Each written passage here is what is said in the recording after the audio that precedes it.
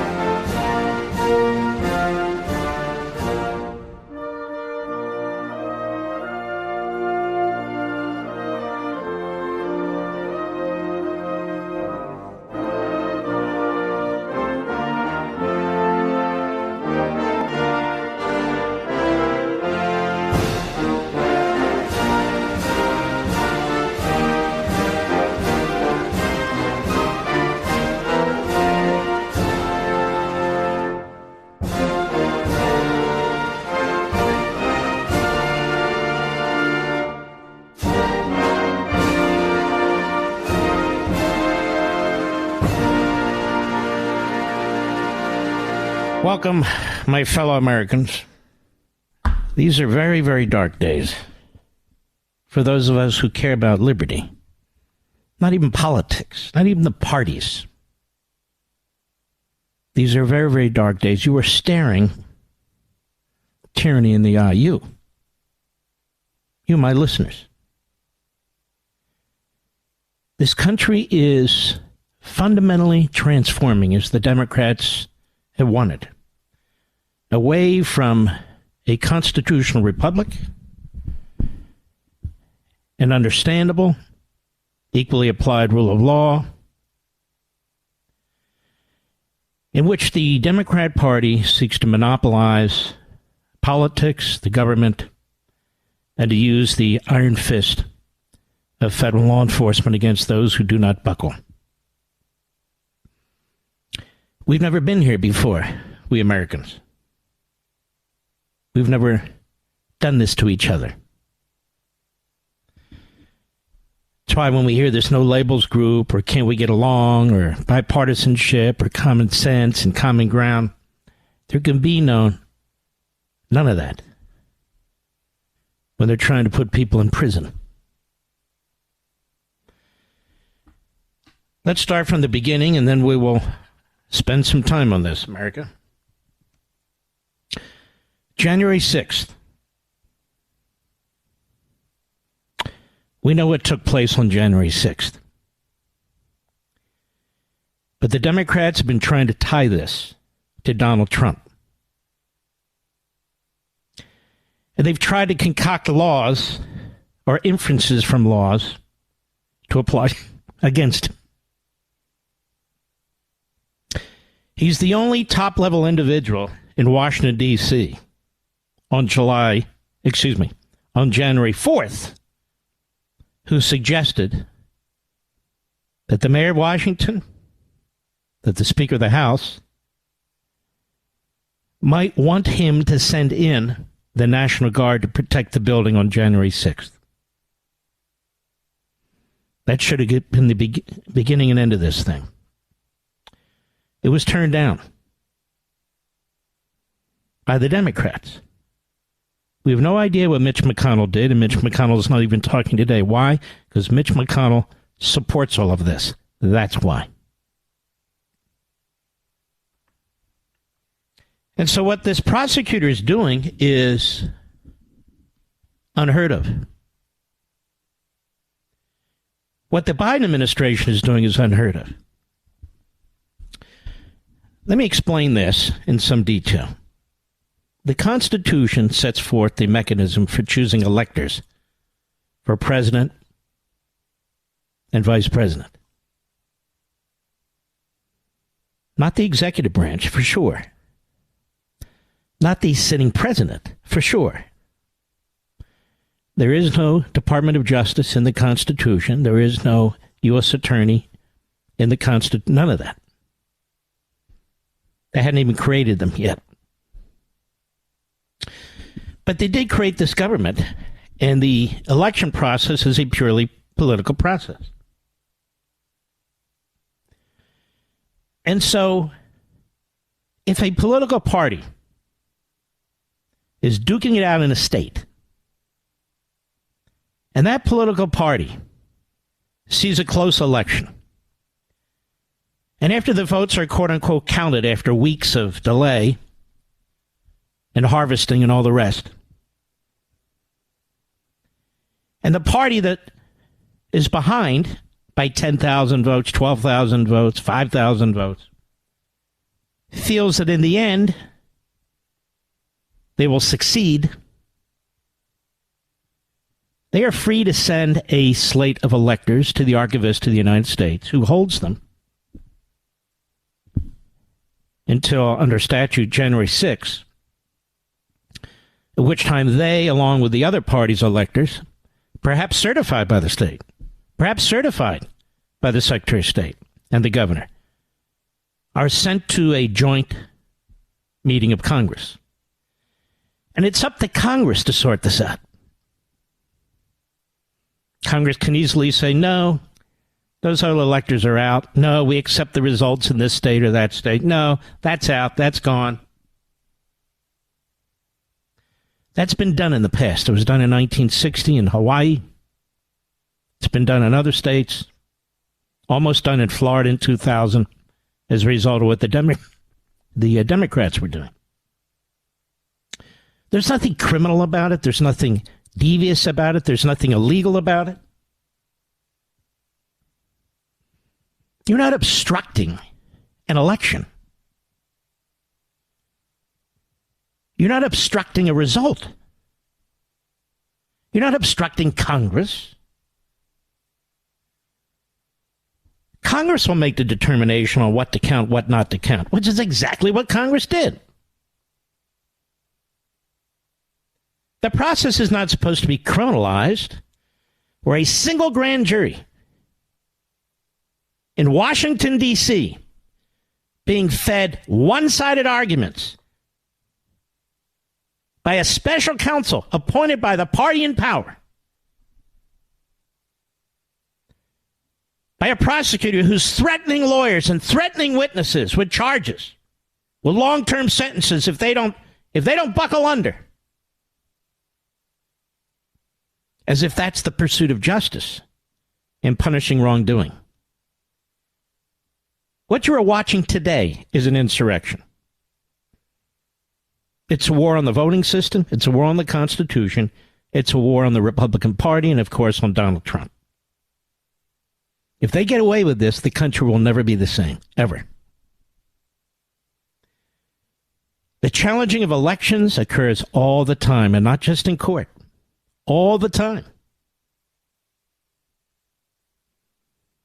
And it's up to Congress to sort it out. That's what the Constitution says. Congress has the final say. Congress can throw out electoral college votes willy-nilly if it wants to. These battles have been fought, especially early in our history. We also have Democrats in 2004, and I wish the Bushies and the Rhinos and the Never-Trumpers would comprehend this, who sought to prevent George Bush's reelection, as they did in 2000, when the Supreme Court had to step in and stop the Florida Supreme Court from trying to steal the election from Bush and give it to Gore.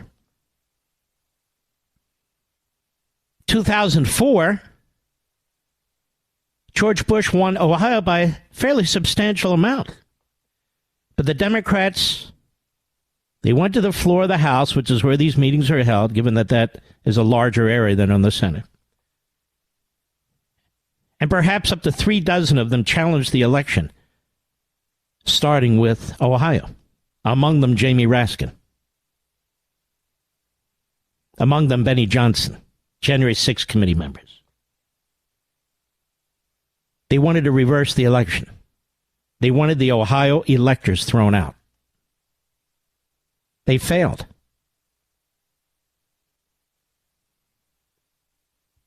Were they prosecuted? Were they investigated? Of course not. Well, Mark, that's the system that's set up. Well, the system that is set up is the same system that these other legislatures or the Republican Party was using in these other states. The same system. Just a different way of challenging it. Ultimately, Congress has the say. A grand jury does not have a say. A U.S. attorney does not have a say. The Attorney General of the United States for the opposition party does not have a say. The executive branch has no say. None. False electors, fake electors,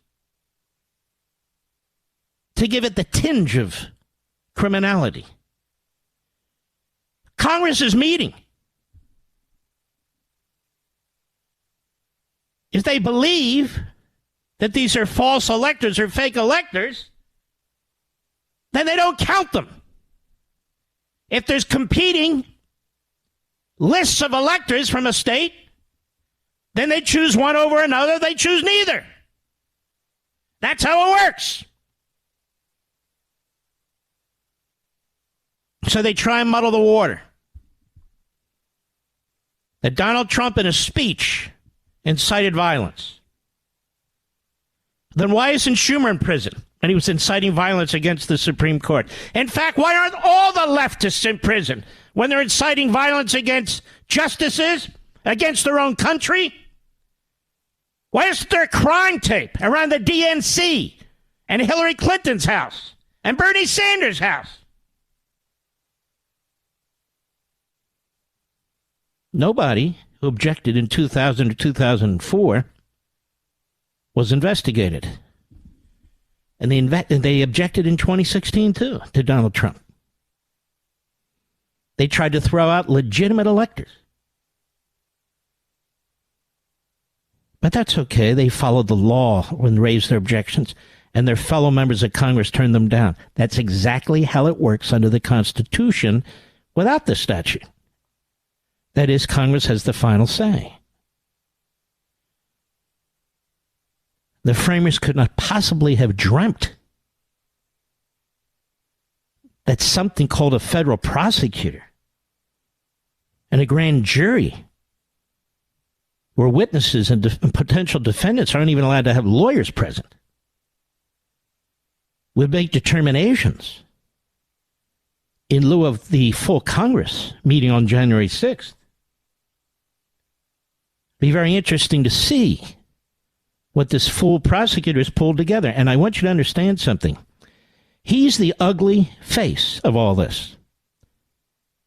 It's Mr. Magoo, the phony attorney general, and his comrades, his radical left-wing Obama comrades in the assistant attorney general slots, the deputy attorney general, associate attorney general slots, who are sitting down like a shadow Politburo, secret Politburo, making these decisions. And self-righteously saying to themselves, we have to uphold the law, you know. We've got to do what's right. We've got to do what's right. It doesn't matter that he's running for the presidency. We cannot be intimidated. We must go forward. The Marxists/fascists in the Department of Justice. And the timing of the letter that was sent to President Trump's lawyers Sunday night. Not Monday morning, not Friday evening, Sunday night. Now, why would a prosecutor do that, Mr. Producer? To create as much havoc, personal discomfort, and embarrassment for a former president as possible. The government doesn't do anything on Sunday night. Doesn't do anything most nights, but Sunday night in particular. Saturday night, too. Why would they do that? Because they're nasty. They're a disgrace. They're in court arguing that they want to continue the documents case. They want that trial in December, no matter what. I hope the judge is listening. It's not about what the government and the prosecution wants. It's what's in the best interest of the country. A handful of these people are destroying the country, and they are tearing it apart. Never before has a political party using the FBI and the Department of Justice and a phony special prosecutor gone so far as to indict the opposition candidate, and not just indict him, but overwhelm with dozens of charges, and done so in the middle of a campaign.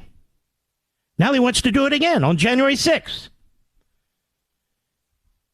January 6th. Oh, they'll come up with obstruction. They'll dust off some old Civil War statutes and so forth. But it doesn't matter. You got almost 40 counts in the document case. God knows how many counts this will be. All they need is one count in any of the cases. One count. They get them on one count. And then what happens? I'll explain when I return. I'll be right back. Mark Levin.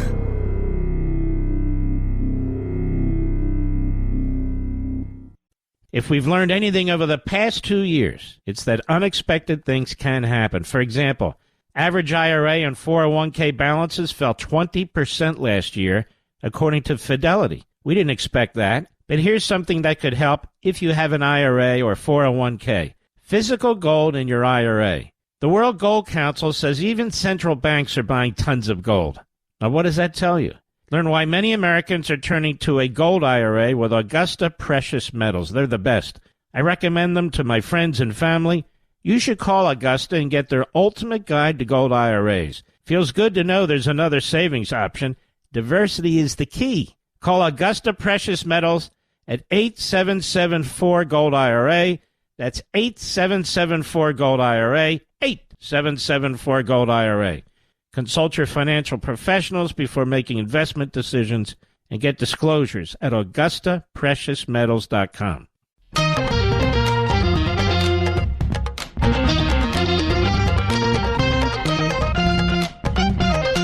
I want to cover this quite thoroughly, America. Here's the other thing you need to think about.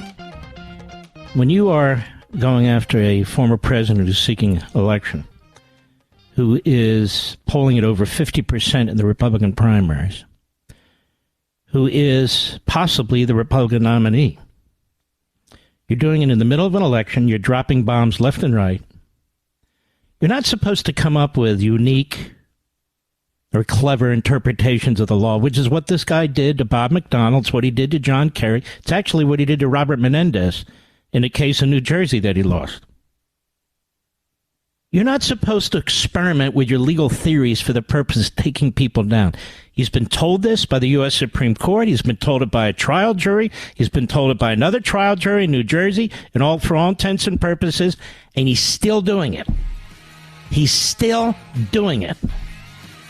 And by doing it this way in the middle of an election, he is clearly interfering with this election, and he knows it, his bosses know it, and they're encouraging it. If we've learned anything over the past 2 years, it's that unexpected things can happen. For example, average IRA and 401k balances fell 20% last year, according to Fidelity. We didn't expect that, but here's something that could help if you have an IRA or 401k. Physical gold in your IRA. The World Gold Council says even central banks are buying tons of gold. Now, what does that tell you? Learn why many Americans are turning to a gold IRA with Augusta Precious Metals. They're the best. I recommend them to my friends and family. You should call Augusta and get their ultimate guide to gold IRAs. Feels good to know there's another savings option. Diversity is the key. Call Augusta Precious Metals at 8774-GOLD-IRA. That's 8774-GOLD-IRA, 8774-GOLD-IRA. Consult your financial professionals before making investment decisions and get disclosures at AugustaPreciousMetals.com. Nobody says it better than Mark Levin. I'll go with what Mark Levin said, because nobody could say it better. Call in now at 877-381-3811. By the way, Governor Ron DeSantis will be on the program tomorrow. Let me get back to President Trump. Oh, Thursday. False electors, fake electors. Fascinating. So let me get this straight, America. The electors, including 2 slates of electors, say out of Michigan or Georgia or Pennsylvania, or wherever, they're sent to Congress via the archivist's office. And Congress sits there and they're completely fooled, Mr. Producer. Wait a minute. What are we going to do? We have 2 sets of electors from Pennsylvania. We have 2 sets of electors from Georgia. We have 2 sets of electors from Michigan. And the Democrats say, well, vote for the Republican electors. Right, Mr. Producer? They're confounded. They don't know what to do. They're confused. What shall we do? Now, isn't that stupid? Isn't that ridiculous? Oh, yes. Those Republicans in the state with Trump and his lawyers were trying to overturn the election results. No, they were challenging the election results. But they knew they didn't have the goods. They knew in advance, and they still set them in. Okay, ready? And they're allowed to. Because Congress can sort it out. So here's what the prosecutor's going to do. He's going to say, Trump knew that he didn't win. We have quotes.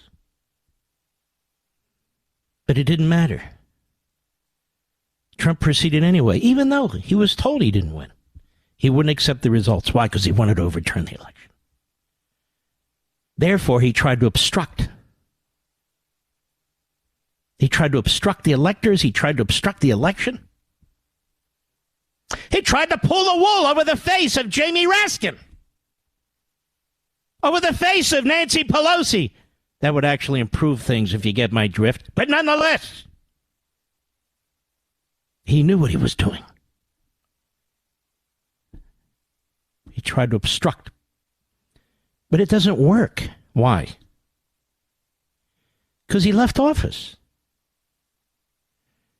By noon and 1 second on January 20th, he left. He didn't call in the National Guard. He didn't call in the military. He didn't call in anybody. He left.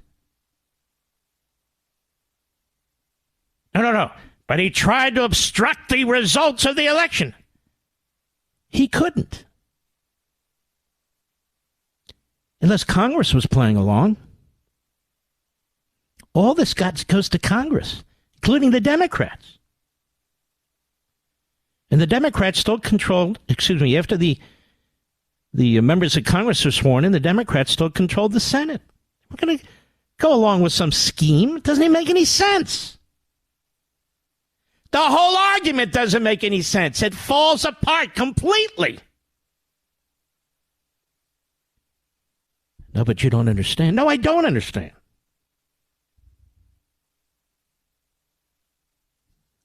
There's challenges to the certification. There's always challenges to the certification. And there's a process.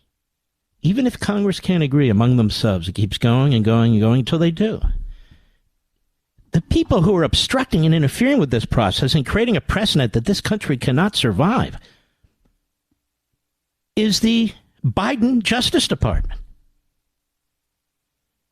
Let me ask you some questions, Mr. Producer, in America. What, then, going forward, if this survives, is an obstruction? So if a political party really believes that it should send another set of electors, it can't? If a president wants to call a Secretary of State and say, can't you find some votes? He can't? So what can you do? What can't you do? We're going to have to rely on prosecutors in Washington, D.C. to tell us what we can and can't do? No, it's a political process. There are no crimes. There's no crimes. So they're going to create them. You're going to hear obstruction. You're going to hear the word conspiracy. I haven't seen anything. I'm just telling you that's going to work. And you're going to have these marquee headlines that Trump sought to prevent the outcome of the election. Yeah, that's why he offered to send the National Guard. That's why he left office when he was supposed to leave office. And no. He incited the riot. He created it. So they'll try and pull it all together, which the January 6th committee tried, and they failed. What is the crime? Wire fraud. He was raising funds, don't you know, claiming that the election was a fraud. Wire fraud. So they'll come up with these cockamamie arguments, and all they need to do is convince morons on a jury. Just one. We only need one. Another 20 charges, maybe 30, maybe 50, maybe 12. Just enough for a Washington, D.C. Trump-hating Democrat jury. Just one. We only need one. Why? Because of the 14th Amendment, they'll argue. Well, what does that have to do with anything? This is another reason why this thug prosecutor wants all these cases handled during the course of the election. Let me ask you a question. What if we go all through this and Trump wins the presidency? Do you know that the Department of Justice, this prosecutor, and the Democrats have a plan for making sure he never serves 1 second in office, Mr. Producer? Do you know what it is? Section 3 of the 14th Amendment. That's their plan. What is it? Well, they tell you in the Hill newspaper. 2 civil rights organizations are launching a campaign to pressure state governments, that's state attorneys general, to disqualify former President Trump from appearing on ballots in 2024. Now, that won't succeed. But the group says secretaries of state are empowered by the 14th Amendment to bar Trump from running for office because of the January 6th Capitol insurrection. They're raising enormous sums of dark money. These are the radical Marxist front groups. Mi Familia Vota and Free Speech for the People. Oh, one of those. And they're going to start with California, Oregon, Colorado, Georgia. They're going to move into Nevada, among other states. They're going to try at the first point. They get the secretaries of state taking him off the ballot. I doubt that'll succeed. But should he be elected, then they're going to say he cannot be sworn in.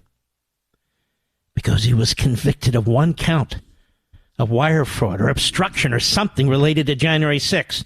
He's an insurrectionist. That's what they talk about. Section 3. Section 3. He's disqualified. Because it's involved in an insurrection. That clause bars from a series of public office of people who, quote, having previously taken an oath as a member of Congress or an officer of the United States or as a member of the state legislature or as an executive or judicial official of any state to support the Constitution of the United States shall have engaged in insurrection or rebellion against the same. So they're taking the civil rights part of the 14th Amendment that was passed again to block officials in the Confederacy from running for office and undermining the federal government and trying to apply it to Trump. All they need is 1 conviction on 1 count in Washington, D.C. And the door is open. Yes, there can be appeals and all the rest. These people are throwing this country into anarchy. This prosecutor is throwing this country into anarchy. This Department of Justice is throwing this country into anarchy. The media are throwing this country into anarchy because it serves the purposes of the Democrat Party and this revolution against a constitutional republic. Folks, I know what's going on here. That's exactly what's going on.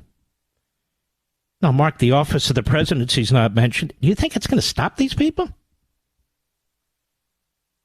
Are you just going to say he's an officer? This is why Jack Smith wants these cases moving fast, and he wants them done not after the election, but during the election. And by the way, I want to say to Janet Psaki, who's always been low-Q and particularly obnoxious and nasty, you said on your TV show apparently Sunday that nobody watches that Donald Trump's running for president so he can pardon himself. She's not the first. She doesn't even have an independent idea, no matter how stupid it is. Oh, really? Well, maybe Joe Biden's running for re-election to ensure that he doesn't get indicted. Because right now he controls those forces. And should he leave office, he'd be subjected to a complete and full criminal investigation at the hands of a Republican president, like Trump or DeSantis or whomever. And he wouldn't have any protection as president anymore. So I could say, Psaki, and so I will. Joe Biden's running for office because he doesn't want to be investigated and charged with crimes, which he would not be, the latter anyway, charged with crimes, as president of the United States. And if you saw Joe Biden today meeting with Herzog, the president of Israel, who has no formal powers, mostly to look stupid and say stupid things,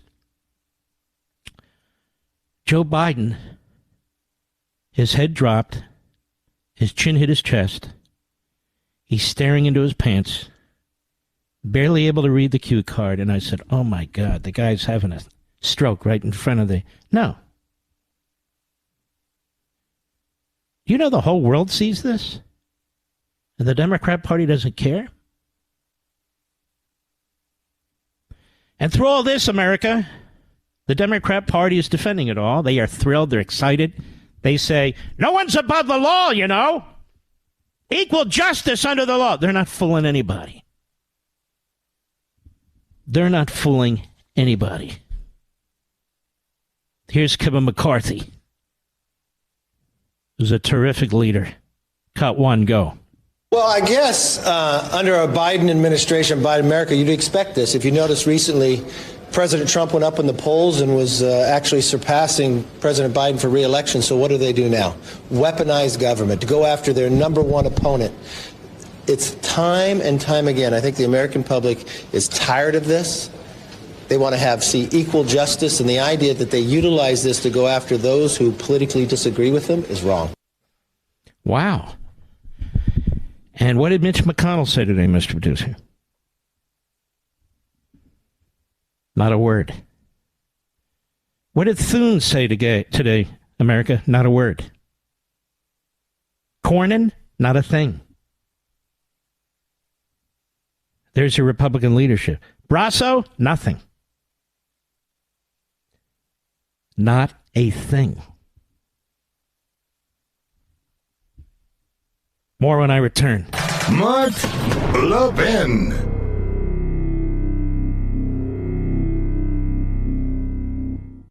If we've learned anything over the past 2 years, it's that unexpected things can happen. For example, average IRA and 401k balances fell 20% last year, according to Fidelity. We didn't expect that, but here's something that could help if you have an IRA or 401k. Physical gold in your IRA. The World Gold Council says even central banks are buying tons of gold. Now, what does that tell you? Learn why many Americans are turning to a gold IRA with Augusta Precious Metals. They're the best. I recommend them to my friends and family. You should call Augusta and get their ultimate guide to gold IRAs. Feels good to know there's another savings option. Diversity is the key. Call Augusta Precious Metals at 8774-GOLD-IRA. That's 8774-GOLD-IRA, 8774-GOLD-IRA. Consult your financial professionals before making investment decisions and get disclosures at AugustaPreciousMetals.com.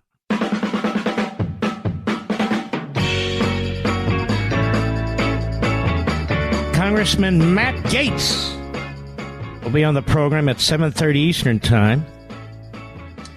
You know, I've been highly critical of Matt. I met him, where the hell was it? I don't remember, Mar-a-Lago, somewhere, some months ago. I think we buried a hatchet and not in each other's backs. But he's been pounding away on this issue with this prosecutor, and I want to hear from him. And Wesley Hunt. It's a fantastic new congressman out of Texas. had a military background, a military education. Of course, the media ignore him because he's African American. Doesn't fit the stereotype, you know. And he'll be on in hour 3. But I've got a lot more to say, so I would encourage you to stick with us. People say to me all the time, very few, but some do, and their comment sections, some are very vile. Why am I a voice that defends Israel? I mean, we have other radio hosts that kind of defend Israel, and some of them are Jewish, some of them are not. My buddy Ben Shapiro is a strong advocate as well. Dennis Prager.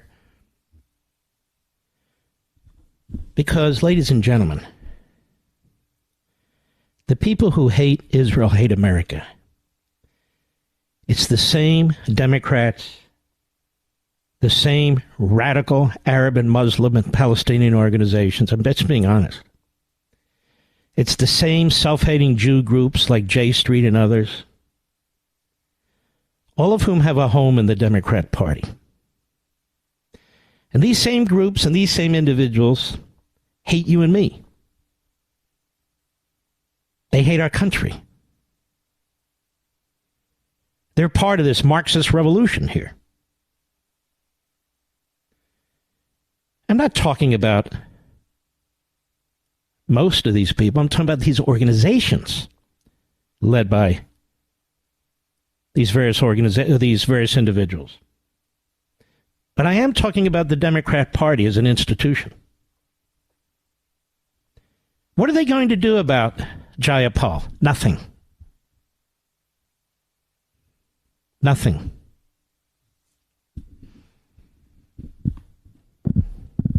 How about the media? They're going to come down hard on these anti-Semites in the Democrat Party. They'll mention it, be hit and run, and they'll move on. Are they going to ban them as guests on their program on CNN and MSNBC?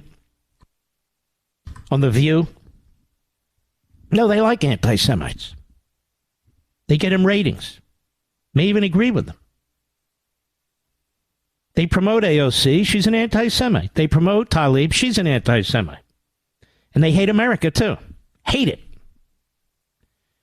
They're part of this group called the Democrat Socialists. It's a real group that goes around funding elections.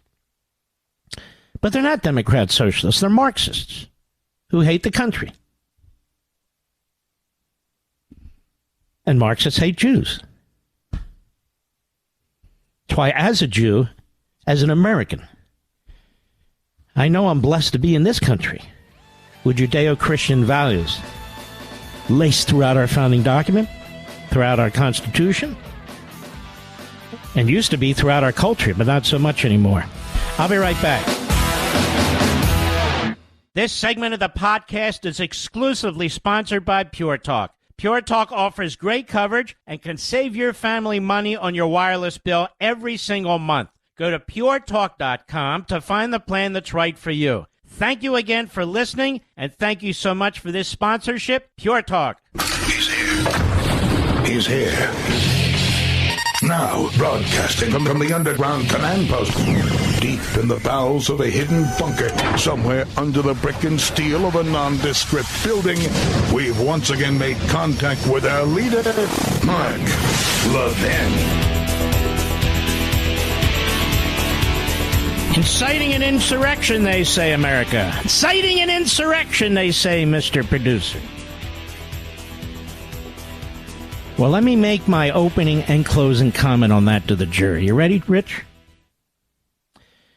The prosecution stands here today accusing a former president who's running for president again of inciting an insurrection. So I want to ask you people a question. If you're going to incite an insurrection, within 24 to 48 hours of that insurrection, do you on your own suggest to the head of the Joint Chiefs of Staff, to the Secretary of Defense, to the Chief of Staff of the Secretary of Defense, to contact the Speaker of the House and the mayor of Washington, D.C., and offer 10,000 armed professional reservists in the Army to be available to protect the building? Is that what you do when you're plotting an insurrection? Which they turned down.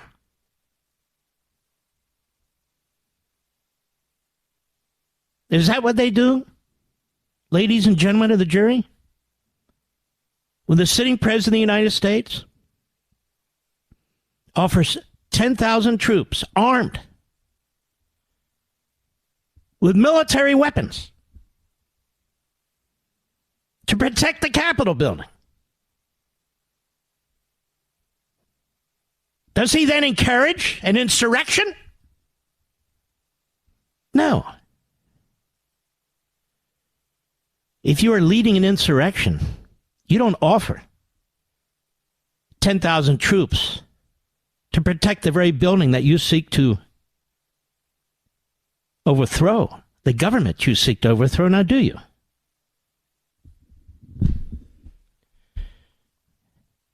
And let me say this to the members of the jury.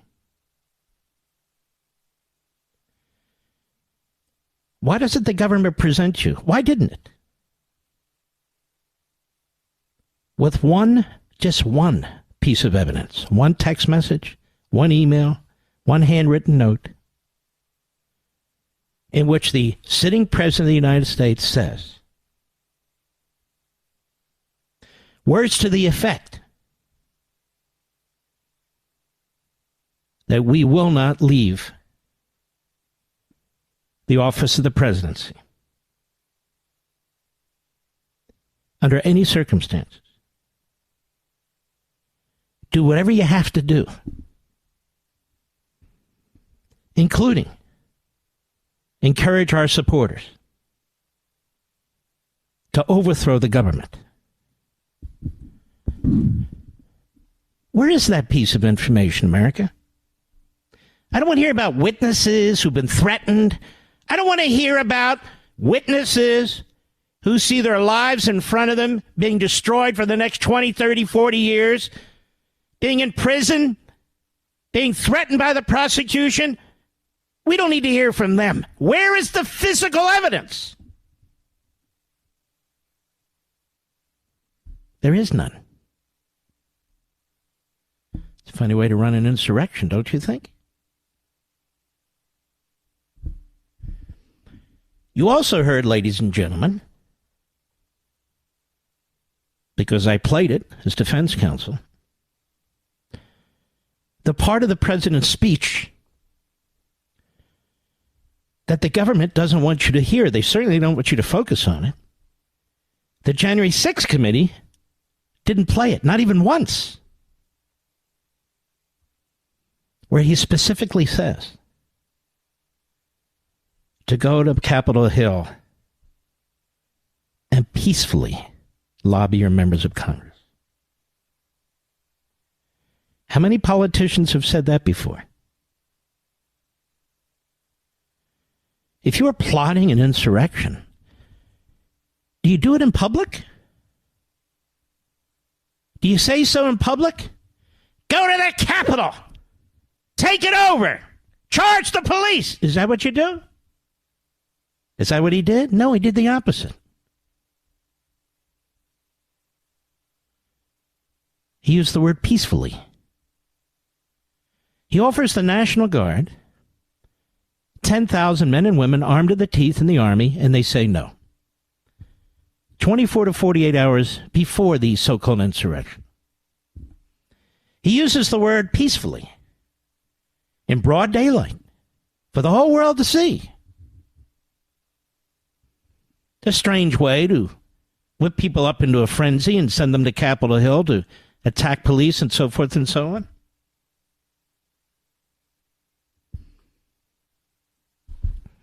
There was no insurrection. Oh, and one other thing.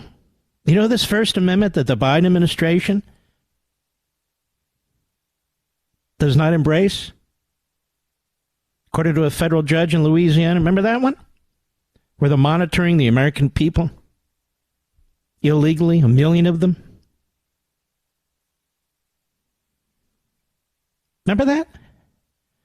Were any of the leaders of the so-called insurrection contacted by President Trump? Did he pick up the phone and call them and encourage them to attack cops or to break into the building? If so, why don't they present that evidence? Instead, they say the speech broadly encouraged A, B, C, X, Y, Z, all of whom, of course, are on the hook for decades in prison. Because he didn't. Wouldn't the January 6th committee by now tell us about it? No, he didn't.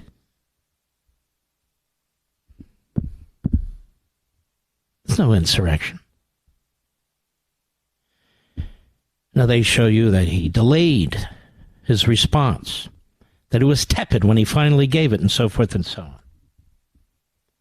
That has nothing to do with an insurrection. The question is whether Donald Trump was behind an insurrection. This is a statute that hasn't been used, I don't believe. Let's assume I'm right. Let's stipulate. For over 140 years. So they dust it off today. And they try and convince you to use it. Why? Because they have nothing else. Now they talk about obstructing the outcome of the election. Obstructing the outcome of the election, that's what we're doing right here as I stand here in front of you. This case didn't have to be brought today. It didn't have to be brought this month. It didn't have to be brought this year. It could have waited until after the election. But over here, this prosecutor, he wants to effect the outcome of the election. I don't call him an insurrectionist, but nonetheless, that's what they're doing. And he works for the candidate who's running against my client.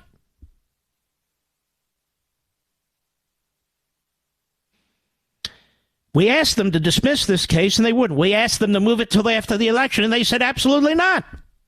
Because they want to interfere in the election and affect it. Effectively an insurrection.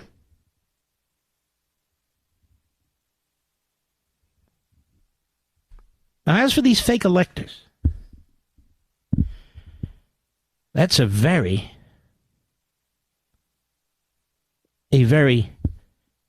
bizarre way of putting it. These fake electors, ladies and gentlemen, fake electors. We've had fake electors, quote unquote, in 1960, an election in Hawaii. The people who determine whether they're fake electors or two groups of electors and how do we sort this out is Congress. I want to read to you the relevant part of the Constitution. I'm not going to do it now. Congress decides.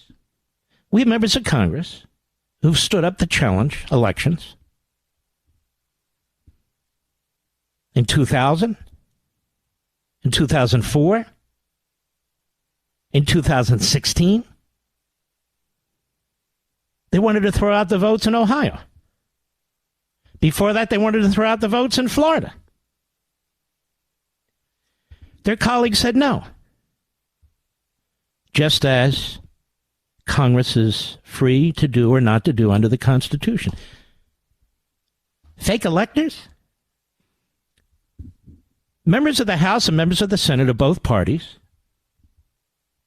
they hear the arguments, they make objections, and they decide if electors are legitimate or not, or whether to choose them. They're not blind, they're not stupid. So the Democrats were going to go along and vote for the Republican slate of electors in Pennsylvania or the Republican slate of electors in Michigan and say, oops, the Republicans are right. No, they would have said no, and they would have fought it. And because they still controlled the Senate, they would have won. Because under our system, it takes members of both houses to throw out electors. Or to approve electors.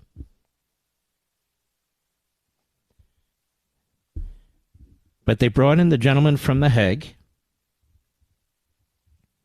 who's an expert on international law. He's an expert on it. He's an expert at bringing cases against foreign dictators. Expert. But somebody there hasn't read the Constitution. You don't criminalize these events.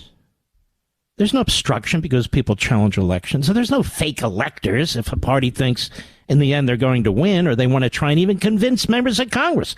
Don't pick those electors, pick our electors. They're allowed to do that. They're allowed to do that.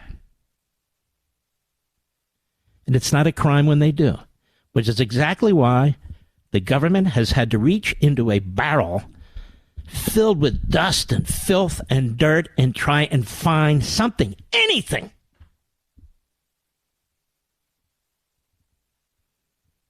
to use against my claim. You're not supposed to do that when you're a prosecutor, when you're in the middle of an election, when you're dealing with a former president. But they are convinced that they convince you, this jury, to find my client guilty, even on one count. Just one count. That's all they want from you. One count. They want you to go back into the room. Let's stipulate 20 charges. They just want you to get together and say, we'll just convict him on one. Now, why do they want to do that? Why are they in a hurry? Because they're the ones interfering with an election. And they want you to carry out their work for them. One charge.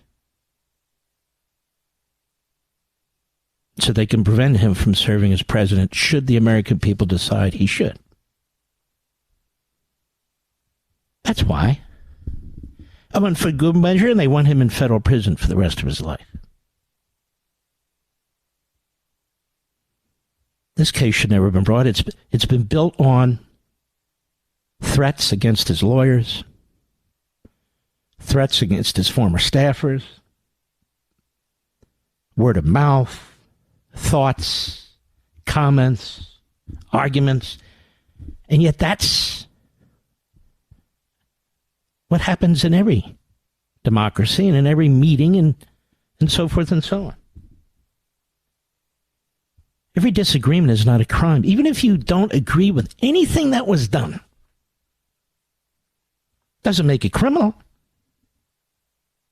Even if you, in your own view, think it was wrong to consult through your lawyers or any other way, and I don't know any of these facts, I'm just suggesting, the Republicans in this state or that state, to come up with another group of electors.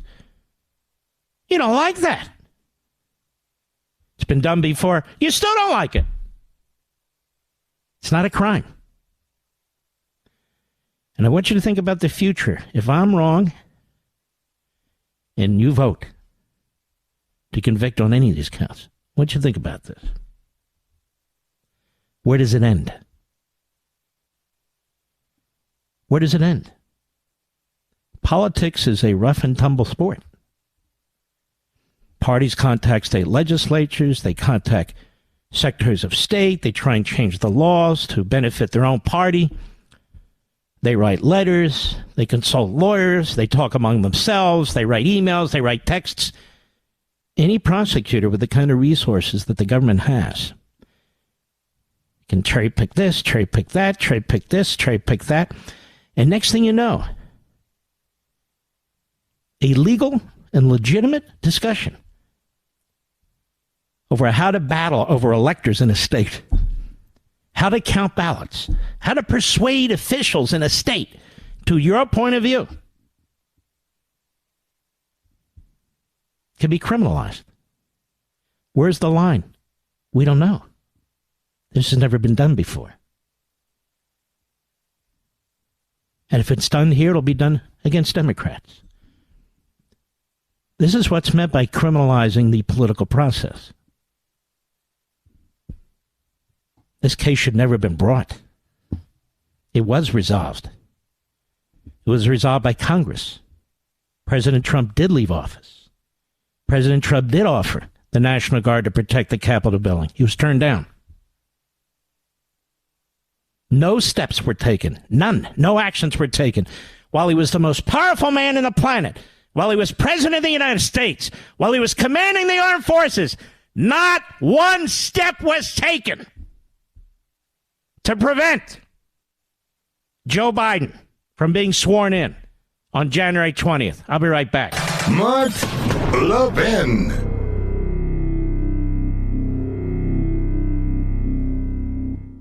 You know what company's looking for you when they actually upgrade your service and don't charge you for it? This is great news, and for new and current Pure Talk customers. Pure Talk just added data to every plan and is including a mobile hotspot with each one, with no price increase whatsoever. Now, if you've considered Pure Talk before but haven't pulled the trigger, take a look again. Just $20 a month for unlimited talk, text, and now 50% more 5G data, plus mobile hotspot. Just $20 a month, folks. This is why I love Pure Talk. That also happens to be veteran-owned and only hires the best customer service team right here in America. Most families are saving almost $1,000 a year while enjoying the most dependable 5G network in America. Just go to puretalk.com and enter promo code Levin Podcast to make the switch to Pure Talk, and you'll save an additional 50% off your first month. Again, go to puretalk.com, enter promo code LEVIN Podcast, and make the switch to my cell phone company, Pure Talk, today.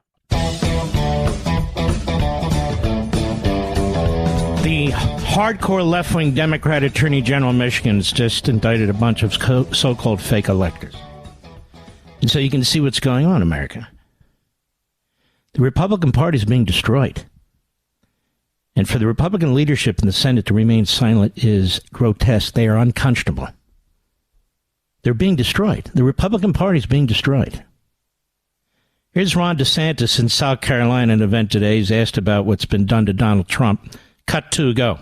So I have not seen that. Someone had told me something coming in. And look, here's the thing. Criminal charges is not just because you may have done something wrong. It's did you behave criminally? And I think what we've seen in this country is an attempt to criminalize politics and to try to criminalize differences. So I don't know what was all about that, but I do know that we look at institutions, unfortunately, like our own FBI and Department of Justice, and we've seen the politicization of those institutions. We've seen them be weaponized against Americans. Pro-life activists can have the SWAT team come at them. Meanwhile, Hunter Biden, he would have been in jail. All right, I'm going to have to go. He was hit with this early in the morning. It was actually quite a very solid statement. But when we come back, Representative Matt Gaetz. We'll be right back.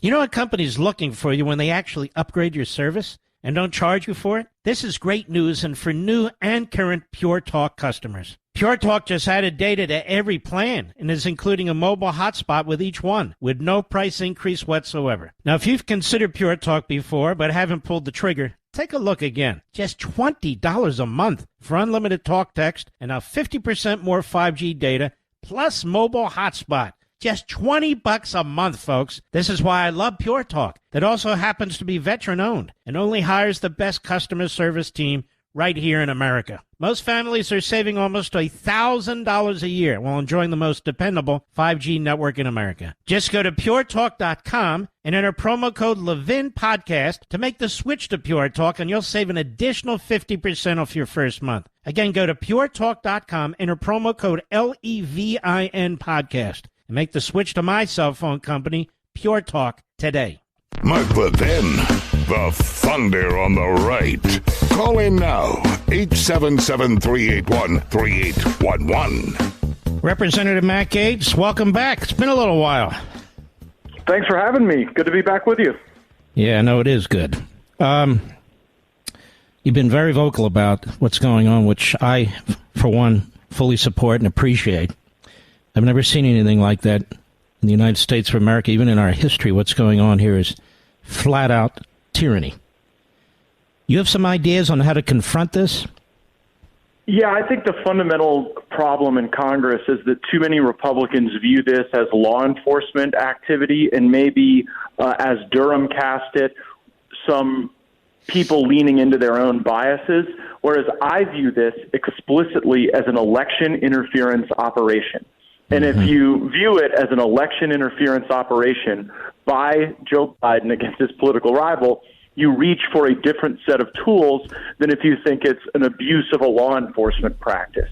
I think that we have to immediately use the power of the purse to get votes on the floor on defunding Jack Smith, deauthorizing the authorities of these special counsels to just be able to pick a person, and then everything from their archivist to disputes to the wildest fantastical conspiracy theories about January 6th. Weave into an effort to take Trump off the ballot. And the reason I think most Americans view this activity as political is because we all know it wouldn't be happening but for Donald Trump being a candidate for election for president and that he's doing well. If those two things weren't both the case, I don't think we'd be going through this. And didn't the phony prosecutor in this case, Matt Gaetz, show his hand when he tells the Florida judge, we don't want this case held after the election. We want it held in December. And then they're going to drop this January 6th thing.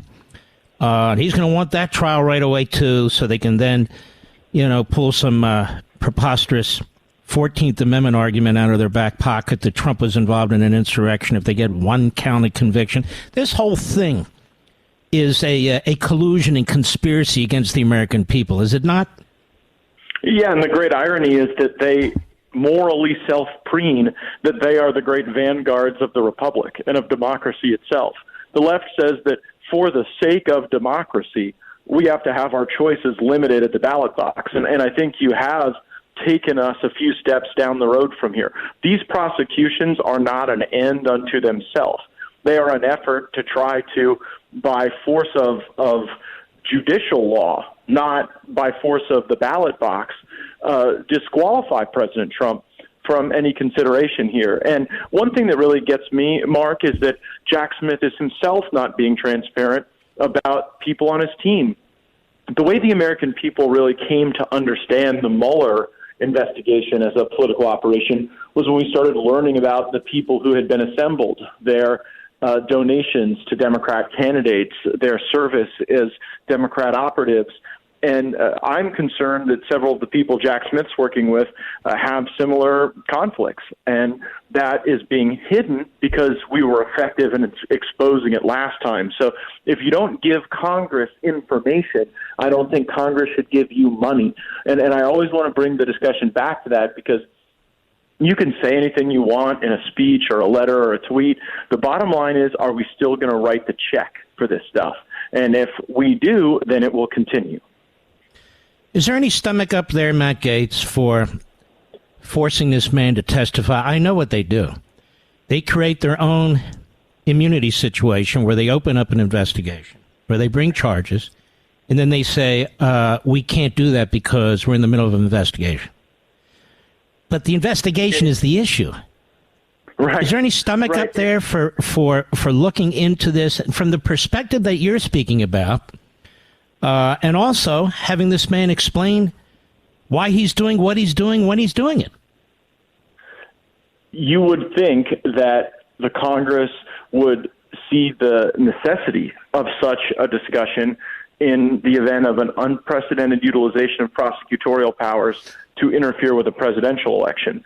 I have had colleagues in our strategy discussions and in our closed-door meetings say that they'll never vote to take $1 away from the special counsel or the Department of Justice or the FBI because they would then fear that we were the party of defunding the police, as absurd as that characterization would be.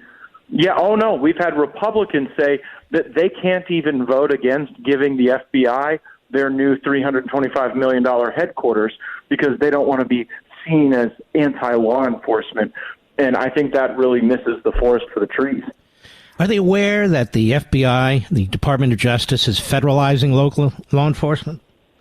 That the FBI and this Department of Justice is interfering with the with the apprehension of criminals and imprisoning criminals? Don't they know how to speak? I mean, they got elected to the House of Representatives. Don't they know how to explain things? Unfortunately, there's always the lure of federalizing everything. I mean, we saw George Bush federalize education, and liberty-minded people should be concerned when we see that more and more local prosecutors, local law enforcement are relying on federal grants in order to meet their budgets.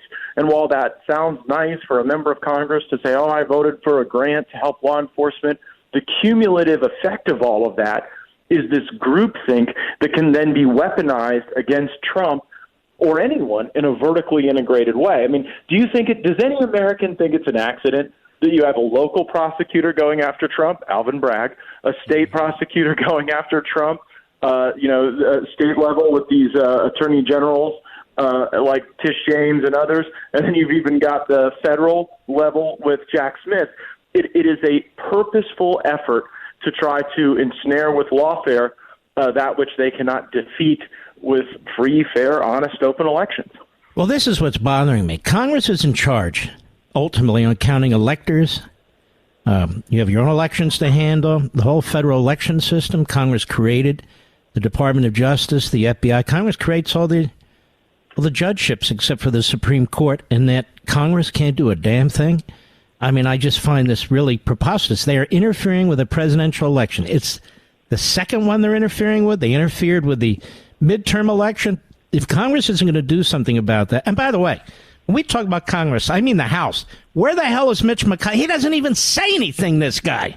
He really is in favor of all this, isn't he?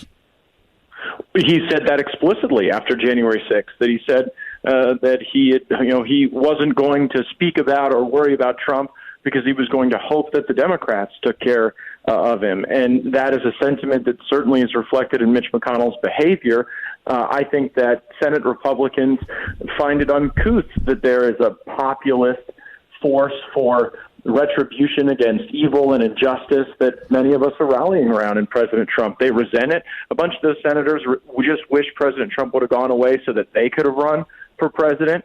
And that is a dynamic that does foist upon the House, I think, an added obligation to take action. I will say on Jim Jordan's behalf, he has asserted the federal equities regarding our funding and the fact that this is an election and the House of Representatives does have a role in that process.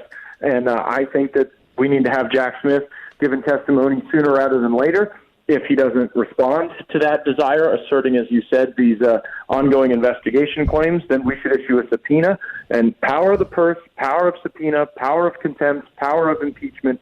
Amen. We have to bring all these powers to bear because we see how the left is bringing every power node they have to bear in a really anti-democratic and fascist way. I agree 100%. And then you have this piece in the Associated Press about Judge Cannon. And they're putting all the pressure on her. They're trying to intimidate her. And if she's not strong, she will buckle like so many of these Republican judges do. And in this piece, it says Cannon could face additional scrutiny in light of a much-discussed ruling she issued last year that granted the Trump team requests for a special master. So they keep hammering this, which was not an absurd decision. I thought it was actually a good one. But you get these phony former federal prosecutor legal analysts on, not real defense lawyers. Oh, look at this judge. So now they're basically trying to intimidate this judge with the media, pressure this judge, reject every motion that the Trump lawyers may file, and there's damn good motions that they could file. Do you notice this too? I do. In almost every complex document case I've been involved in as a litigator, you have a special master at one point or another. Also, there are thousands upon thousands of documents that the prosecution has produced to the defense in discovery. It's only reasonable for the defense to get time after the 2020 election to even be able to fairly present a case. And the media pressure is a key component of this. And anybody who thinks that judges aren't people and that they don't react to that is fooling themselves. And what they're doing isn't just election interference, it's judicial interference because they're trying to mount pressure on a judge to try to really have a show trial. I mean, basically, right? I mean, they are trying to have some sort of like Middle Eastern desert justice trial when we're talking about the country that is supposed to be a vanguard for rights and due process. And if we go down this road I think the whole world will suffer immeasurably for a generation at least. And I see Congressman Matt Gaetz, the radical left-wing Democrat Attorney General of Michigan, Dana Nessel, has now charged 16 so-called fake electors in Michigan. Do the Republican bigwigs in Washington understand that this is also an effort to destroy the Republican Party? I do, and actually I think that's the broader narrative about January 6th, is that they had to use that event to try to take these authorities that we typically directed at foreign terrorists and threat groups around the world, and they wanted to call MAGA a domestic terrorist organization, and they wanted to turn those exquisite authorities inward. You see that with the surveillance that we've exposed. You now see it with these ridiculous arrests. People were just putting their name forward in the event that there were a rejection of electors. Exactly. These people had no desire to break the law. They thought they were working through the law and the Constitution, and I think that those charges are totally ridiculous. All right, Matt Gaetz, we may want to call on you again. Keep up this fight. We're monitoring this very, very carefully, and as far as I'm concerned, we're in on it. So take care of yourself. We need more action from Congress. Thank you so much, Mark. I agree 100%. Thank you. Man, when he's good, he's good. Is he not, Mr. Producer? I like him. Even though I browbeated him, I like him. And the fact is, most of this wouldn't be happening without a Kevin McCarthy. You say what you want on the fiscal stuff and whatever. The truth is, on this area, he's out. He's the point of the spear. He's leading the effort. The things he said today about the Democrat Party, what he says about Biden, what he says about the Department of Justice, Paul Ryan would never say anything like that. John Boehner would be joining the other side, like McConnell. Just a quick reminder. The next to last chapter in the Democrat Party Hates America is entirely on this subject. Even though it's off to the printers, I predicted almost everything that's taking place here now. It's not hard, but it's right up to speed. And all the legal arguments, the constitutional issues, what we need to do about it, on and on and on. Please join us. Now's the time. We need your help. And grab your copy of the Democrat Party Hates America. Right there at Amazon, 40% off. Mark, you're doing this to make money. I want to make something clear yet again. If I wanted to make more money, this is the worst way to do it. The worst way to do it. And people are always worried about my money on the left, or the people who hate me. A lot of my money goes to charities for vets and dogs. I don't keep it all. And, of course, the government takes a big chunk. But it's not about me. It's not about my money. It's about what's in this book. I cannot comprehensively discuss whether it's on radio or Fox or Blaze or anything. What's in the book? It's just not possible. Plus, you may want to go back and put markers there or corners of the book bend down and whatever. It's called The Democrat Party Hates America. Today, it proves it again. There's an entire chapter, a significant chapter, on this very subject in anticipation of all these things to come. It's called Stalin Would Be Proud. I'll meet you over there later. We'll be right back. Mark Levin.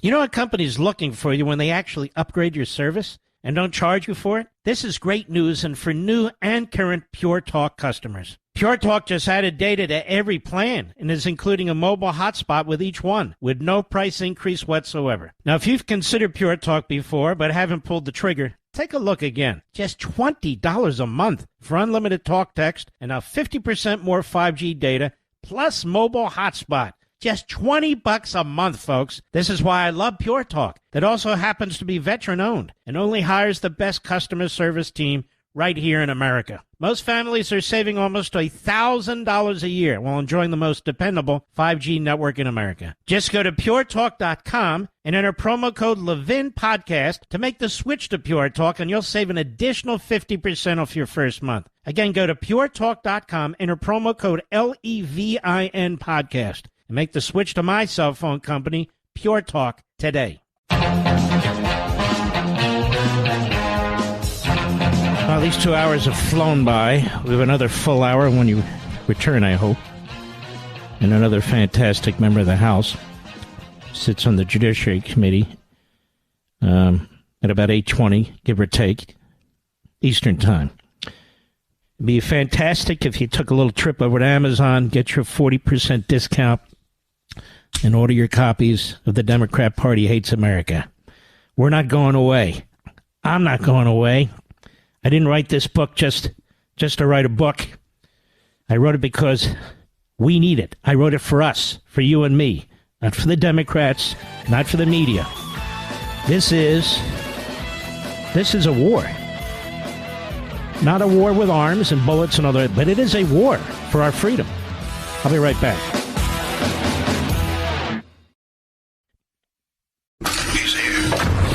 He's here.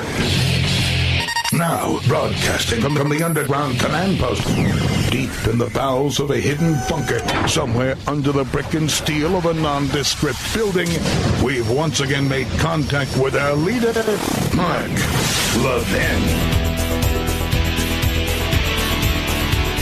Hello, America.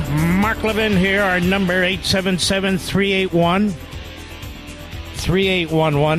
877-381-3811. You know, that was astonishing. I didn't know. Matt Gaetz told us last hour.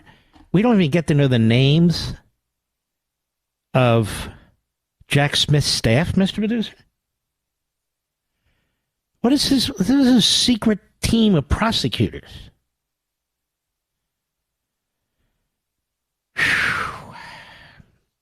The pressure tactics on the judge. You want to hear somebody who's a complete ass?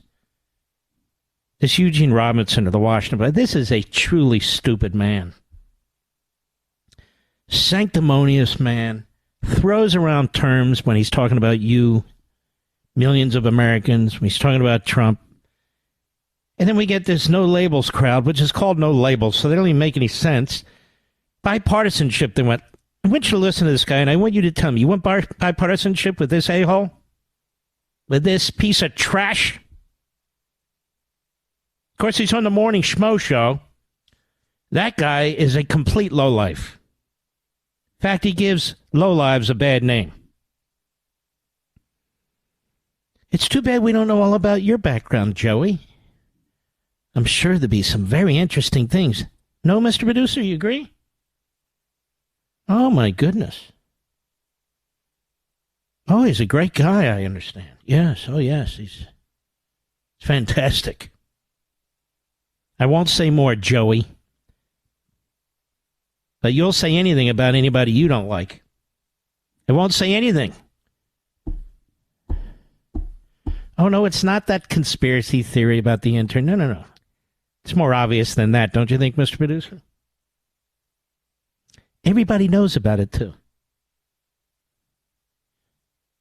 But no, we won't do that, too. Joey. Cut 9, go!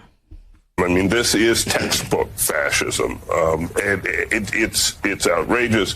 It's incredibly dangerous, not just to our system of democracy and our democratic values. It's just dangerous because he's talking about wanting to essentially fire the people in the federal bureaucracy who know how to run things, who make the country. Oh, that's fascism, ladies and gentlemen.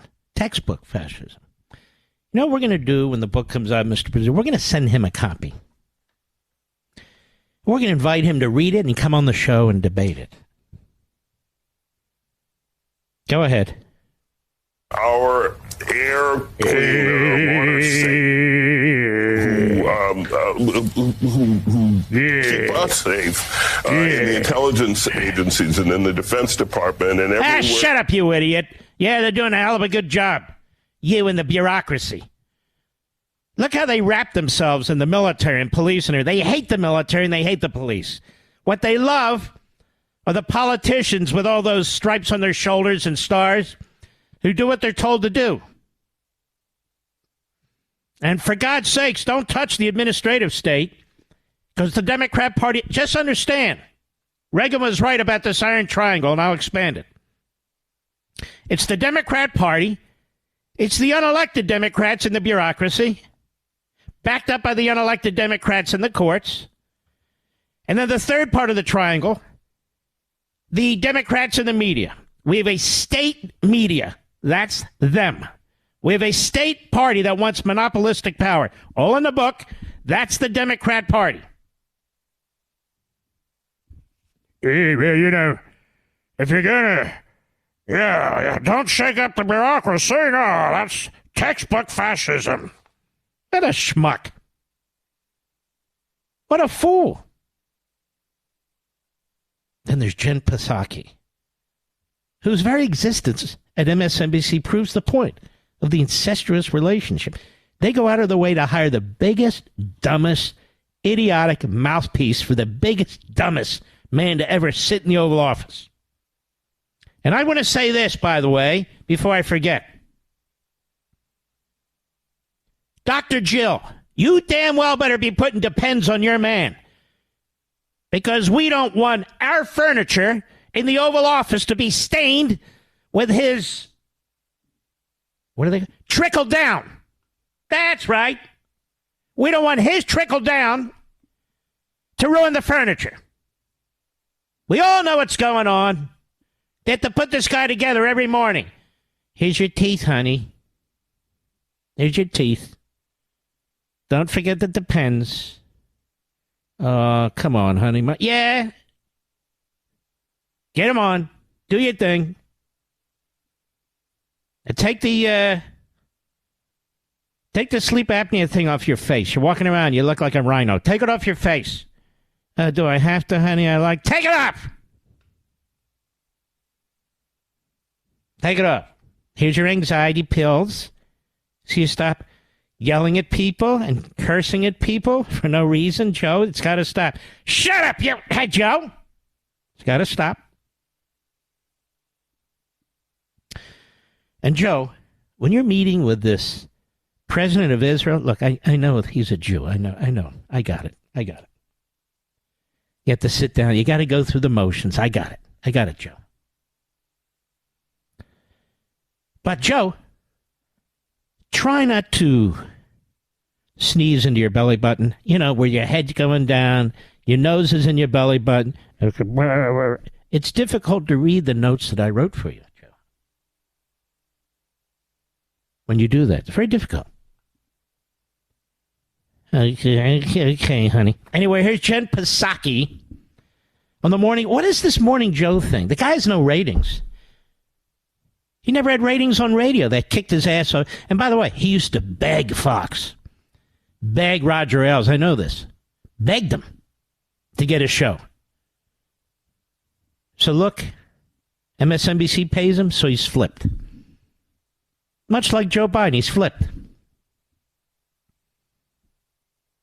Go ahead. Cut 8, please. Here's where I think sometimes we lose the thread. Trump is not running because he cares about policy. No. He's running because he wants to prevent himself from going to jail and pardoning himself, potentially. Yep. Now you tell us. Who knew?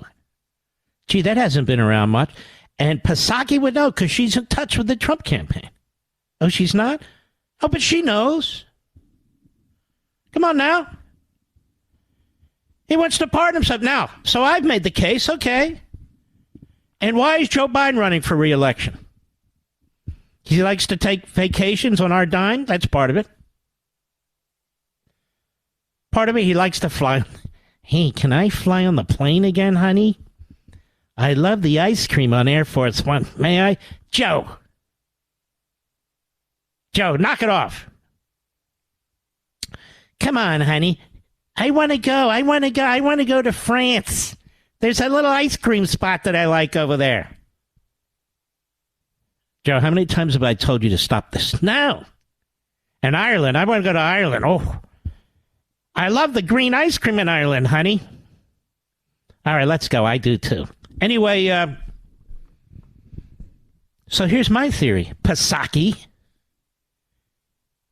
and Scarborough. God, what a collection of hatwits and nitwits. It's just incredible. But then again, it's MSNBC. I think Joe Biden's running for re-election because he doesn't want to be indicted. And he has two grounds for that. Number one, you don't indict a sitting president. That's the position of the Department of Justice. And it wouldn't matter anyway because Garland would never allow that to happen. And number two, if he is indicted, and he's indicted by the next administration, he won't have that kind of immunity. So so let us start talking like this. Joe Biden, for 1,000 other reasons, including he makes a lot of money when he's in public office, does Joe? Joe Biden is running for re-election because he doesn't want to be indicted. He doesn't want to lose control over the Department of Justice. He doesn't want to lose control over the prosecution or prosecutors. Plus, you know what I hear? The Depends are free. We're paying for Joe Biden's Depends. Can you believe that? I'll be right back. Mark Levin.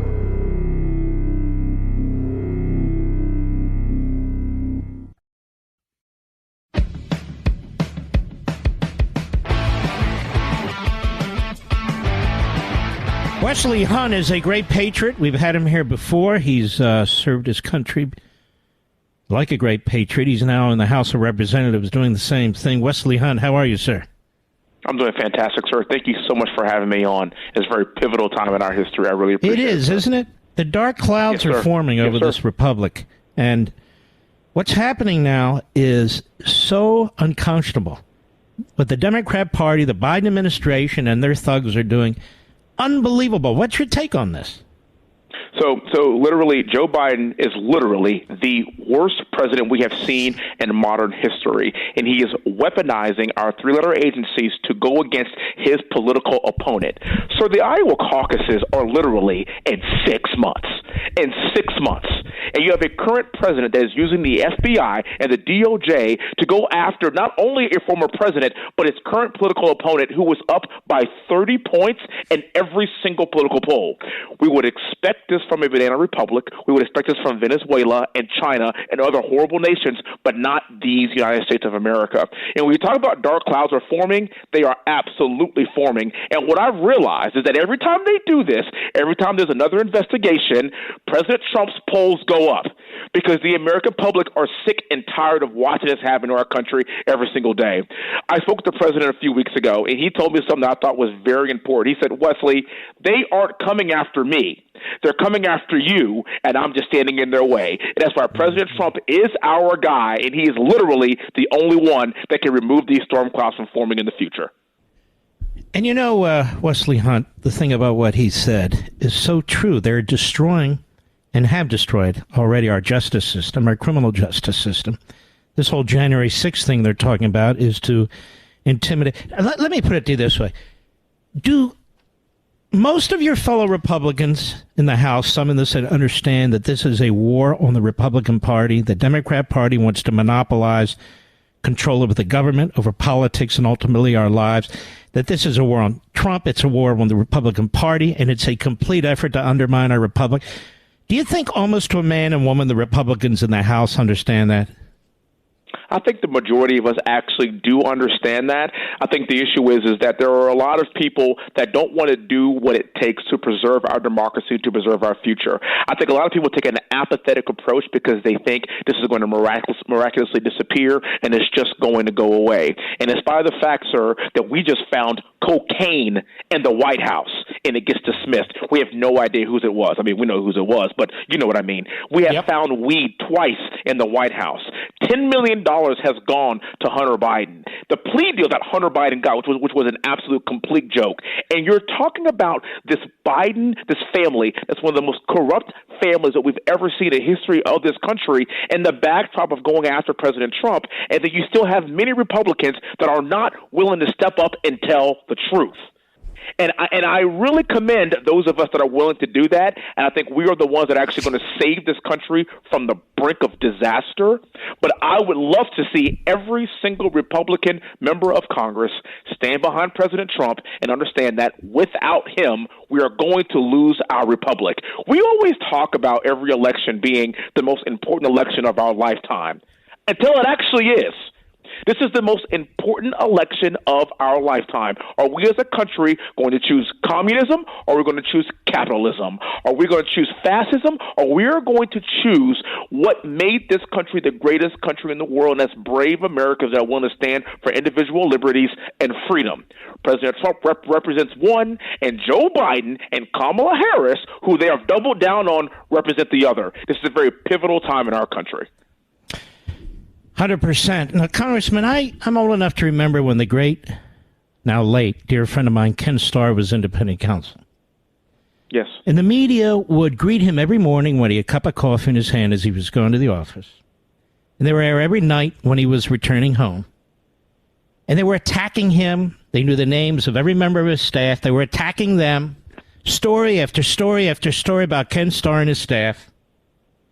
We have no idea where Jack Smith lives. The media don't go to his home, morning, noon, and night. There are no stories about Jack Smith. We had Matt Gaetz on this program. He tells us that we don't even know the names of the people he's hired to investigate President Trump. What do you make of this? So there has clearly been a war of conservative voices by the media for about 15 years now. It has degraded to the point to where now everyone on the left and all the crimes of the Biden family are being covered up by this very liberal media. And we know this already, sir. We know this. And this is why shows like yours are so important. This is why congressional voices like Matt Gaetz, like myself, they are so important, because the only way that we can get this message out to the people, to what's actually happened, is what's actually happening, is through our social media outlets. It's through shows like yours. But that's okay, because quite frankly, sir, no one trusts the liberal media anymore anyway.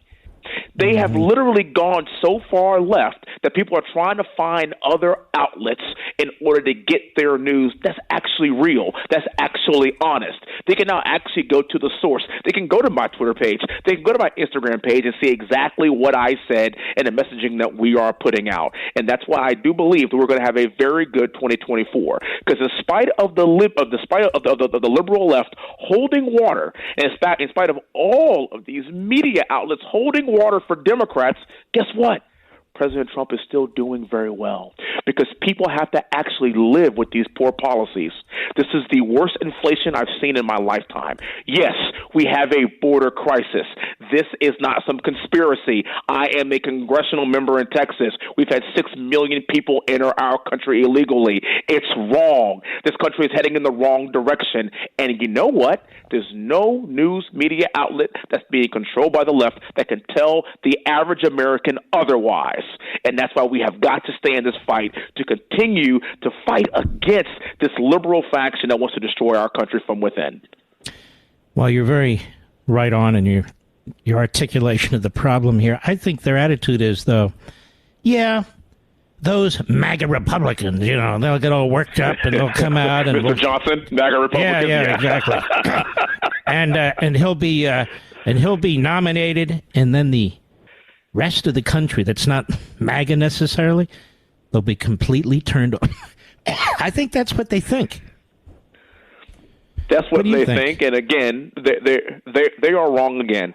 I'll tell you something, sir. I'm a black man in this country, and I am all in for President Trump. When I talk to other black men across this country, they are sick and tired of the Democrat plantation. When I talk to Hispanic women and Hispanic men in this country, the people that Democrats are overlooking and just assuming that they're going to get their vote, these are the people that have lived with these ridiculous policies, these anti-conservative values that aren't American.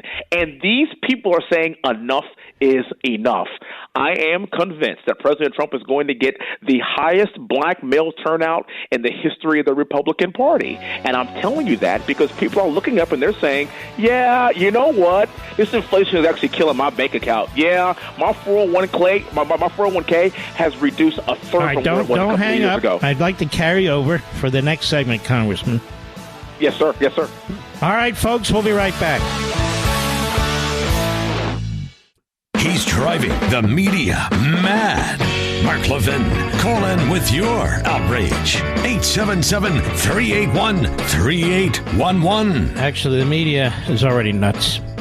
We're here with a great congressman, Wesley Hunt of Texas. Wesley Hunt Kevin McCarthy, I think, has been really quite a fantastic leader. I mean, he's taken on the Biden administration. He's taken on the Department of Justice. He's taken on the immigration issue and so forth. People can squabble over this or that on the budget and so forth, but I don't think there's another leader in my lifetime other than maybe Newt who would be doing the things he's doing, in addition to confronting Hakeem Jeffries. Hakeem Jeffries' uncle is a known anti-Semite. It was so bad that they had to fire him from college. And he was close with Louis Farrakhan, and he said these horrific things about Jews. And when Hakeem Jeffries was in college and in a significant position, he defended him. Actually defended what he said. This is all under the blanket, under the sheets.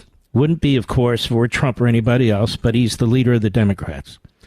So Kevin McCarthy says, look, your party, Mr. Jeffries, whether it's Jayapal or whether it is Omar or Tlaib or AOC or Presley or down the list, is anti-Semitic. It is a growing poison in the Democrat Party.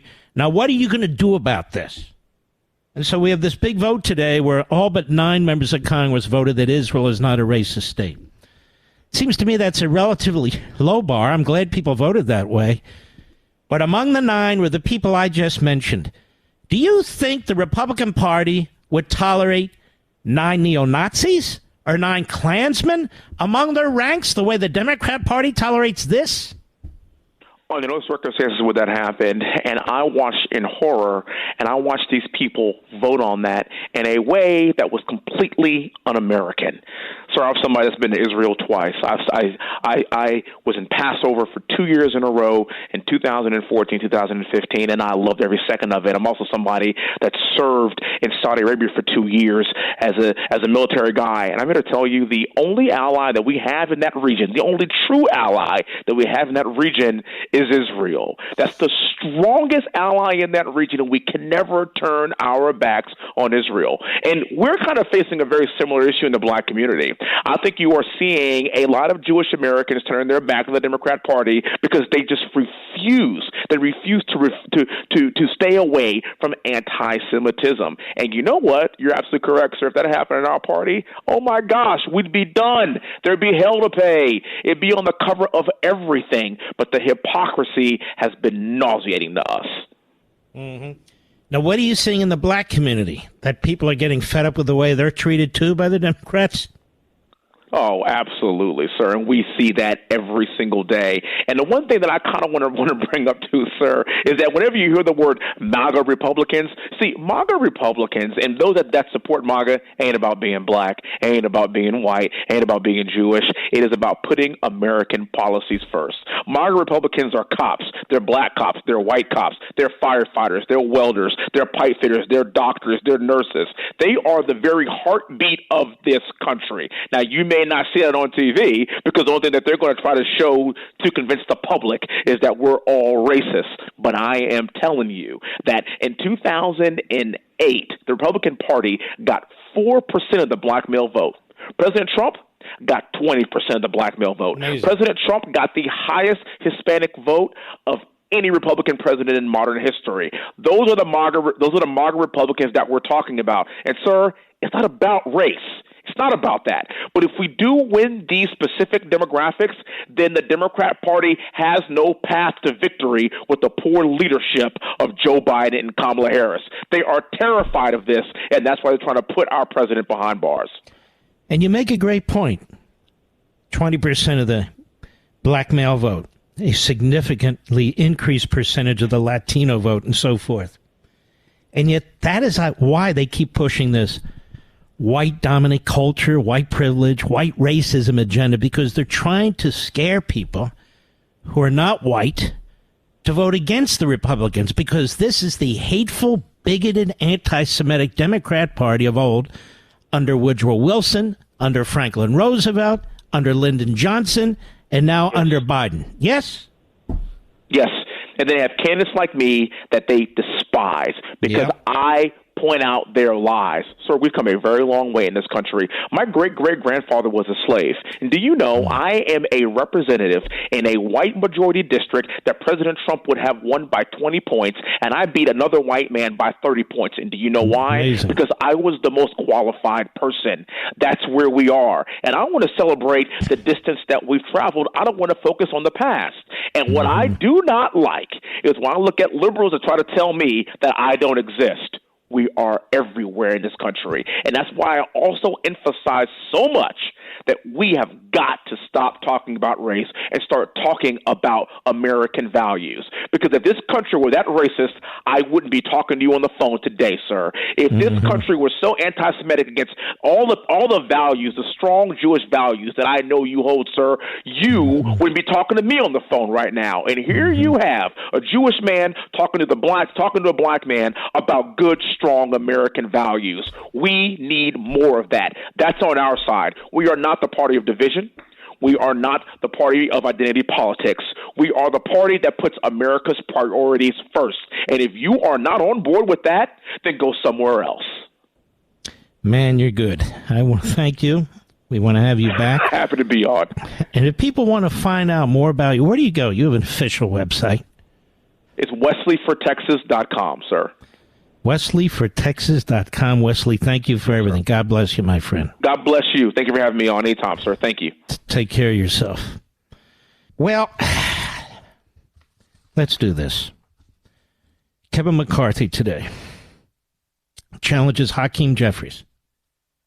I said it, but I want you to hear it. Cut 10, go. Jayapal's comments. This isn't the first person in the Democratic conference that has continued to make anti-Semitic comments. We've watched what they have continually to do. There are a number of them over there.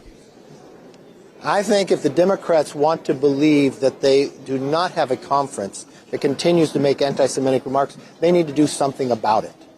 Because they've defended these individuals time and again. The only time action has ever been taken is when we had to take the action. I think this is a role for the leader, Hakeem, to prove that, no, they're not anti-Semitic, and they cannot allow their members to continue to say what they have said in the past. Cut 11, go. I mean, think about what we're talking about. You just raised the one issue of what she called Israel on a week when we have the president of Israel, Mr. Herzog, coming to give a joint session on the 75th anniversary of the creation of Israel. The closest ally. Within minutes of Israel becoming a country, America recognized it. But now we have leaders in the Democratic Party. She's not just elected as a Democrat in their conference, she is a leader of their caucuses. And she's making these comments. But think of before what also Congresswoman Omar said. She equated the U.S. military and Israel security forces with Hamas and the Taliban. She said support for Israel is all about the Benjamins. Supporters of Israel have an allegiance to a foreign country. Tlaib, what did she say inside their conference? That she had a calming feeling when discussing the Holocaust. Who in their right mind could even say that? Betty McCollum introduced a resolution to condemn Israel and support Palestinian terrorist organization. These are just multiple Democrats on multiple times consistently saying anti-Semitic remarks, and it has got to stop.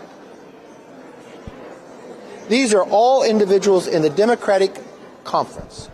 Do they think Israel is an evil state?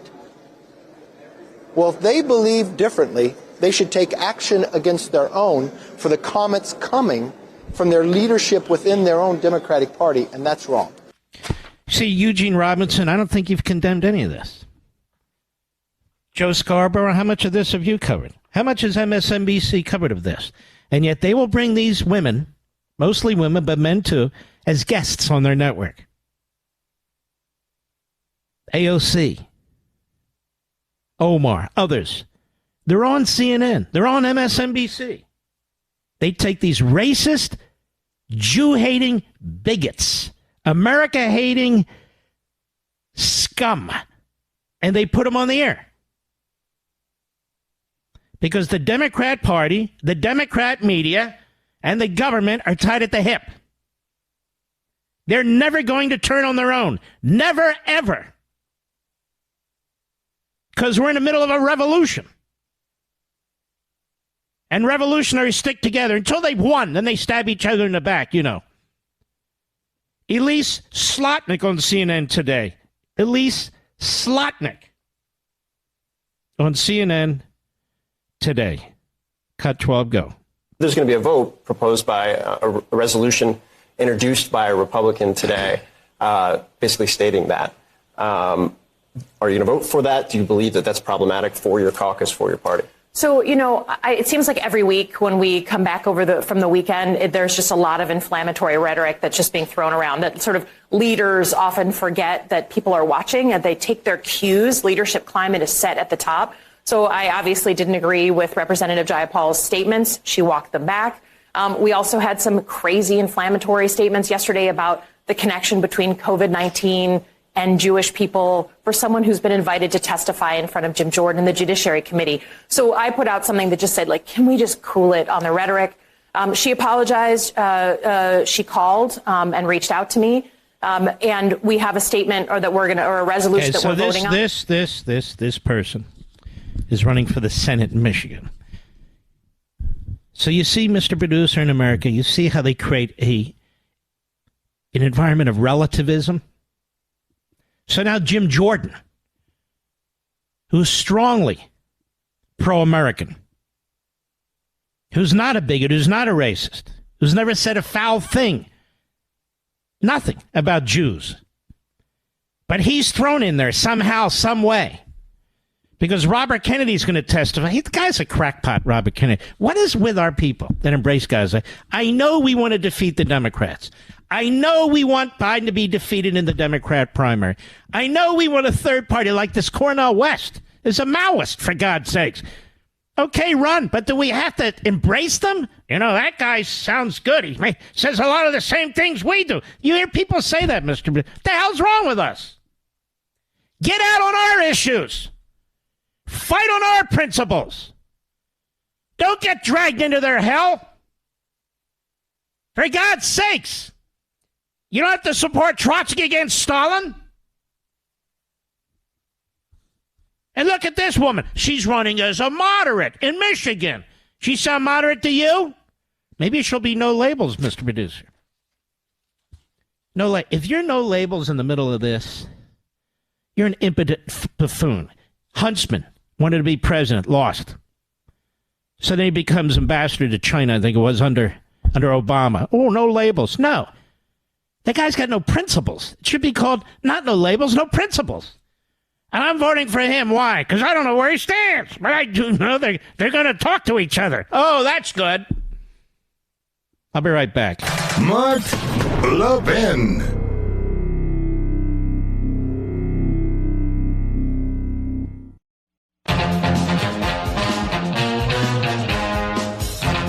I wanted to end with this. Over at Breitbart, by the way, where my buddy Joel Pollack works, too. Good man. Barack Obama defends children's LGBTQ books as states prohibit them from schools.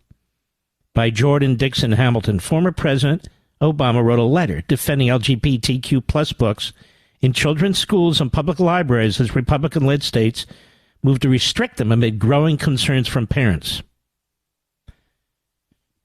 Isn't this the guy in 2008 who said he opposes same-sex marriage, Mr. Producer? He had a fully developed brain back then, didn't he? He was post-puberty. He had, in other words, a whole political agenda. It wasn't like, I didn't know what I was saying. It was way back then. No, he knew exactly what he said, which is fine, which is absolutely fine. But now he's defending filthy books in elementary schools? Really? Now, notice he didn't send his kids to a public school. He sent them to a very expensive private school in Washington, D.C., where Al Gore sent his kids, where all they send their kids. You know, Biden sent his kids to a very expensive school in Wilmington. Oh, do say. Oh, yeah, so we can go down the list. Right, Lizzie Dizzy Warren and the others? But for your kids, you see, it's different. His kids didn't have LGBTQ plus books in their school. No. He protected them. But your kids to Barack Obama mean nothing. Power, baby. Please go over to Amazon. Sitting there waiting for you. 40% off. People are really starting to jump in. The Democrat Party hates America. Please join us. Now's the time. 40% off. I'll see you tomorrow, and God bless each and every one of you.